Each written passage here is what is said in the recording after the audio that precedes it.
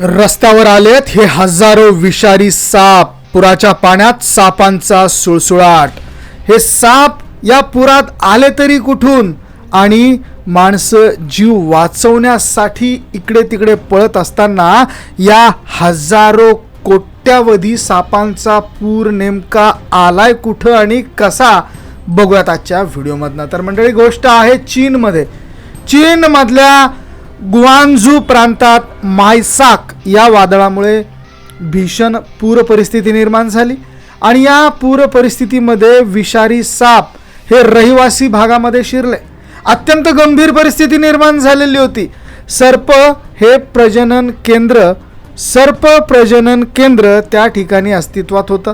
त्या सर्प प्रजनन केंद्रामध्ये कोट्यावधी साप हे या ठिकाणी जन्माला आलेले होते आणि त्यामुळे ही आपत्ती या ठिकाणी ओढावलेली आहे. मंडळी, मायसाक या वादळामुळे ही परिस्थिती निर्माण झालेली आहे आणि हजारो कोट्यावधींच्या संख्येने हे साप नागरिकांच्या रहिवासी वस्तीमध्ये शिरलेले होते.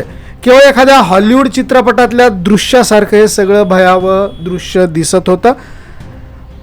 तर जगातील सगळ्यात मोठ्या सर्प प्रजनन केंद्रांपैकी हा भाग ओळखला जात होता.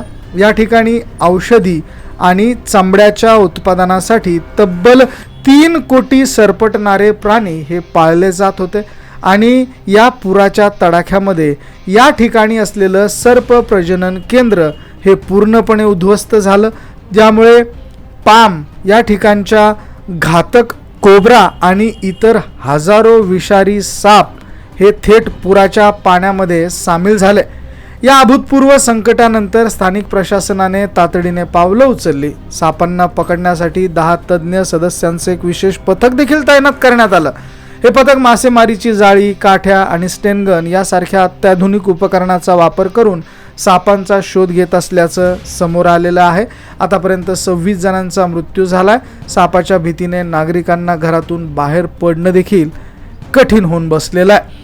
तर चीनमध्ये आलेल्या मायसाक वादळामुळे गुआंगझू या प्रांतात ही पूर परिस्थिती निर्माण झाली. या पुराच्या पाण्यात हे अचानक पद्धतीनं हजारो कोट्यावधी प्रमाणात विषारी साप हे आपल्याला पोहताना या ठिकाणी दिसले. हे साप कोणत्याही नैसर्गिक जंगलातून आलेले नसून पुरामुळे एका मोठ्या सर्प प्रजनन केंद्राचं झालेलं नुकसान आणि त्या नुकसानीतून हे सगळे साप बाहेर आल्याचं या ठिकाणी सांगण्यात आलं आहे. तर मंडळी, अशा पद्धतीची ही घटना चीनमध्ये घडलेली आहे आणि या ठिकाणी हजारोंच्या संख्येने हे साप रस्त्यावरती आले. त्यामुळे स्थानिक नागरिकांना मोठ्या घबराहटीला सामोरं जावं लागलेलं आहे.